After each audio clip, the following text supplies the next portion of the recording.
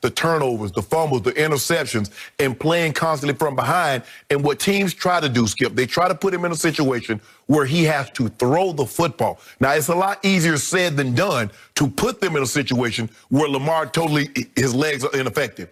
But you got to get them down by probably 14, 17 points, which the Titans did, which the Chargers did. And so now we force you to throw the football. We're talking about the two home playoff games that they've lost. So can they be dangerous? Yeah, as long as you got 8. Yeah, Jack can dominate a game. They can run the ball for 300 yards on you. Take your offense totally out of the game. But the question is that the problem that they have when they play a team like Kansas City races out 17-14, and then all of a sudden Lamar Jackson's legs are neutralized and he has to throw, and so he plays into a team's hand. But can they be dangerous? Absolutely, because you saw what he did last night. He's capable of doing that.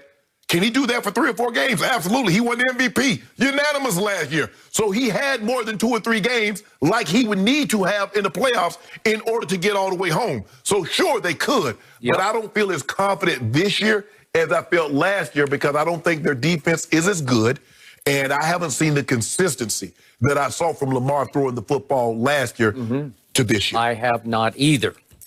So my answer to this question, you should disqualify. Before the year started, I thought this team was on the precipice of saying, watch this, we're going to right the wrong of our home playoff loss, and we're going to the Super Bowl. And I picked the Ravens to win it all this year. And I'll hang in with my pick only because of what I saw last night. That was a huge win. It was. For this team, a huge escape. It was Houdini, it was storybook, it was fairy tale. And again, you always laugh at my Cowboys. It could be a launching pad. But I would trust this team to use this as a launching team, a pad, a lot more than my team. Okay, so the Ravens played the easiest remaining schedule in all the league. They got Jacksonville at home, New York Giants at home, and finish at Cincinnati. They should go 3-0. They should go 3-0. I don't know about the injuries to Jimmy Smith and maybe Marcus Peters, but you made a point. Maybe his pride was hurt as much as his calf. Even the backup, Devontae Harris, ended up going down. Yeah, he did. So I don't know about how that's going to affect them going forward. So it's going to be dictated by the injury gods. But here's the weird thing about this. If they do eke in to the final playoff spot, right now they're outside looking in. Yes. But they need to win out, and they still have high percentage chance. I think it's almost 90%. Because I think Miami still has to play Buffalo. Yep. So they're favored to make the playoffs. If they do, they're almost certainly going on the road, right? Yes. So what have we seen from Lamar? Well, as you say, when he's right, he's just a force of nature. He can beat anybody. And what I loved about the Ravens last night, you can speak to as well as anybody on this planet, this side of Ray Lewis. I just love the tradition of that team, and it still permeates that locker room. They know what you did and what Ray did. They feel it in their bones because they put on that purple, and that it's like, this franchise has done this for a long time. Skip, when you talk about, you hear Miami Heat talk about culture. Where it started, Baltimore is culture. Ozzie Newsome. Yes. Okay. So at home, for reasons inexplicable to me so far, Lamar has been disastrous. 2 stinkers of home playoff games, losses. And then this year, he's had 2 more big primetime stinkers at home at the hands of Patrick Mahomes and the Chiefs and the Steelers. Right. Both just embarrassed him at home. Right. Okay, I'm going to give you the cumulative stats of those 4 home losses for Lamar. He's thrown 7 touchdowns to 5 interceptions, but in those games, he's fumbled 9 times and lost 5 of them. That's all 4 of those stinkers, all at home, all in Baltimore, a place you guys used to just own, right? His QBR for those 4 games on average was 24. Again, last night he had 99.5, okay? He's got 4 of the top 8 QBRs of all time, but guess what? All 4 of those came on the road. Which would be good because they'll be on the road. That's what I'm saying. That's what I'm saying. So last year in his MVP run, he had 3 of those top 8, and they started off, remember the opener at Miami? he was 99.5. And then he had a game at Cincinnati, 99.8. And then at the Rams last year when they just destroyed them on Monday Night Football. Well, it was close. It was 99.8. So my point to you is he's now had 4 of these 99.5 to 0.8 games. Right. All 4 on the road. Well, if this is road warrior time for the Ravens, I'm still going to give them an outside shot at winning the AFC. But obviously, to do that, all roads lead through Kansas City. Yep. So what would be the odds? They would have to go in and flip the script. Yes. They would have to go right down with the, let's say, opening kickoff or whenever their first possession is, and they would need to go ahead 7-0 because that's the only way this team is going to. Yeah, you definitely you have to possess the football.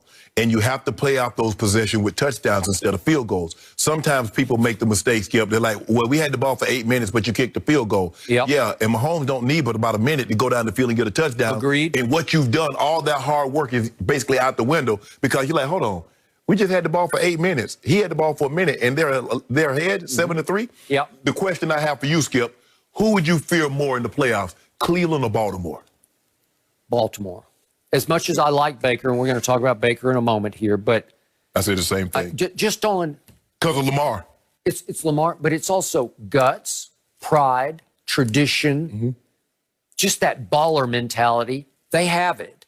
And on defense, those 2 corners are really good. I don't care. Hey, listen, you know Humphrey's the father, right? Okay. And Marcus Peters, I know he clues. I know you can. They go high-low him, Skip. They just high-low him every time because they know. He got burned last night on one of those. Skip, he's looking to get that cheap pick. Yep, he is. But he can really play. Oh, yeah. He can play make. And once they got Calais back, and I remind everybody, this team has been COVID-racked. Yes. It sort of racked the psyche of this team because it was an outbreak, man. And they were losing players right and left, and they lost practice time. They lost continuity. If they take off from last night, I still give them a shot because when you have those 2 corners and you can rush, you got Judon and Calais to rush the passer and get hands up. Ngakwe. Yeah. But Skip, I thought with the addition of Ngakwe and Judon and Calais, I thought they would generate more pressure than what they've generated. And they still can't get consistent pressure on the quarterback. And I think when you play that much man coverage, you're asking an awful lot of your corners to hold up that length of time. And what you see is that you see Baker take off and scramble for first downs. You also see him scramble and buy times and guys come open. So you're going to have more integrity as far as responsibility, not letting the quarterbacks get outside. But for the most part, you look, Mahomes got legs. Tannehill will make you pay. Big Ben really not trying to run. Josh Allen can make you play with his legs. Definitely. So you got to be careful, but I definitely would trust them more than Cleveland for the simple fact Lamar Jackson is scary. You don't want to see him. Very scary, and for some reason he's scarier on the road. Yes. Remember his first meeting with Mahomes? Yes. That was when I first noticed Lamar. That's when I first said, wait a second. It took 2 4th-down throws. Yeah. Mahomes had to throw a 4th down to both times. One time to Tyreek. Yeah.